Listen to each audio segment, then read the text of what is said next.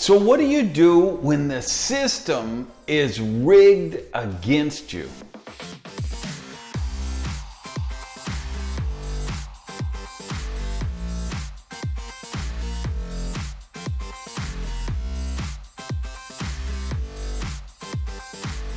Hey guys, welcome to another episode of Prosperity TV. Randy Gage here, coming to you from my place in Miami. And I get a question a lot, whether it's on the blogs or at events, and people say, but what about, I'm in such and such industry and it's so slanted, it's so rigged against women. How do I handle that? Or, hey, I'm an African American here, or I'm a Latino here, or I'm an Asian here in the US, and I feel like the system is stacked against me, or I may be overseas and they'll say I'm in a particular religious group and I'm persecuted here and it's stacked against me. So how do you deal with that? What do where do you go from here? And my answer is not going to be politically correct, and some people may get angry with it, but I'm going to tell you the truth. The system is rigged against almost everybody. The system is rigged for the old boy network, for old money families, for good old boy networks. The truth is, if you're a female film director, if you're a black film director, if you're a female black film director, the odds are 90% against you. If you're an actress in Hollywood, the odds are you're gonna get paid a lot less money than a male actor. And you know what? Take it down to the diners, take it down to corporate America, take it down to the retail business, take it down to anything. And you know what?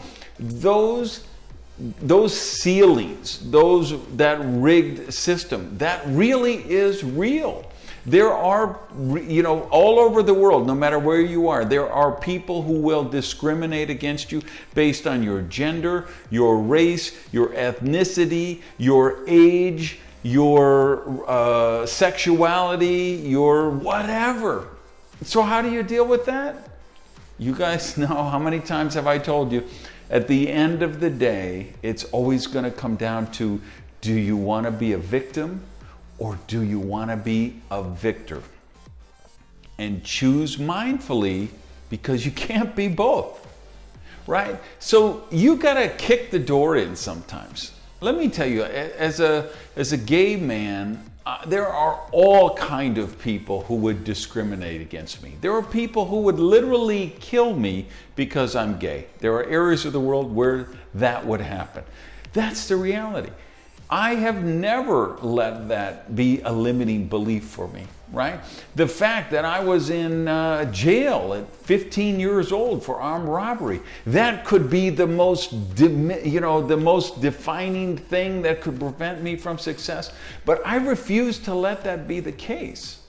So if I look at, whether you believe in God or the universe or whatever, I would tell you it certainly has a sense of humor.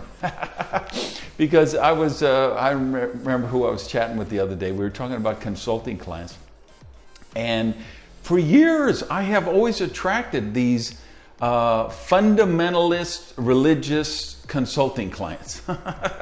And I know that I am the exact diametric opposite of them, yet they still hire me for $1 million contracts. Why do these people pay me this large amounts of money to do these contracts? Because they know I can help them achieve what it is they want to do. So they may be opposed to me, who I am as a person. They may not believe in that. Whatever the case, I have created a body of work. I have created a reputation. I have created results that people who might never hire someone like me, they hire me. I kick the door in with my results. And you know what? This has been so beneficial, I think, for me and my clients, because I've got to know them, they've got to know me, and I got to tell you, I have created lifetime friendships, lifetime relationships. I can tell you 3 or 4 of my closest friends in the world are Mormons. I can tell you a couple of my closest friends in the world are fundamentalist Christians, a very Orthodox Jew. And you know what? We've just come to, like, I can appreciate so much about the Mormon religion, right? Even though, I always joke, listen, if it wasn't for the no sex, no swearing, no drugs, no alcohol, I'd probably be a Mormon, right? Because I really am impressed with the way they handle finances, they prepare for the future, the way they take care of people of their faith, the charitable work that they do, their strong belief in family, their faith.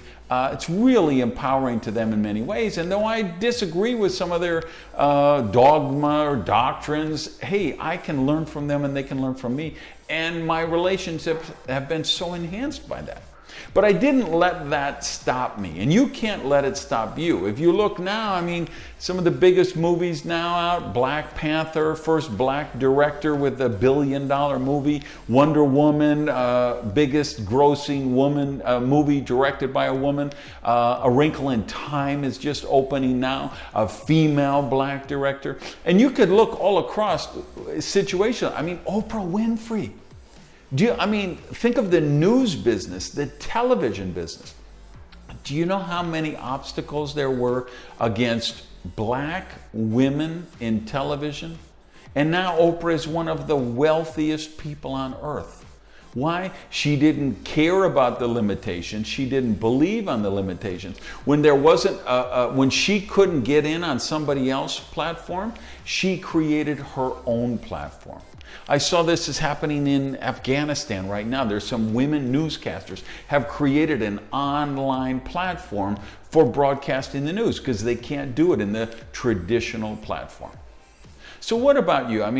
You know that somebody could tell you you're too old. Somebody could tell you you're too young. You don't have the education. I'm a high school dropout, right? Who was in jail, and I make that a kind of instead of letting that define me or limit me, I trumpet that, right? I remember when I did a speech and one of my buddies, Mark Yarnell, was there.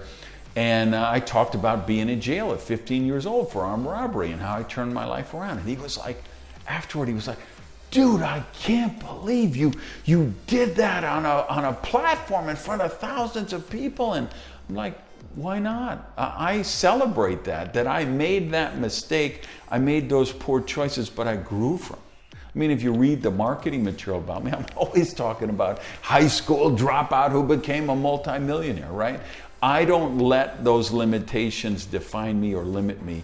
I use them as fuel to overachieve. And that's what I want to talk to you about. Again, there's so many people who could define you or limit you by your gender, your sexuality, your ethnicity, your religion, your age. Do you want to be a victim or do you want to be a victor? If the door doesn't open for you, kick open another door. Build a different door. Find some way how to unleash the amazing talent and potential that only you have and the world desperately needs. All right, guys, have an amazing week. Peace.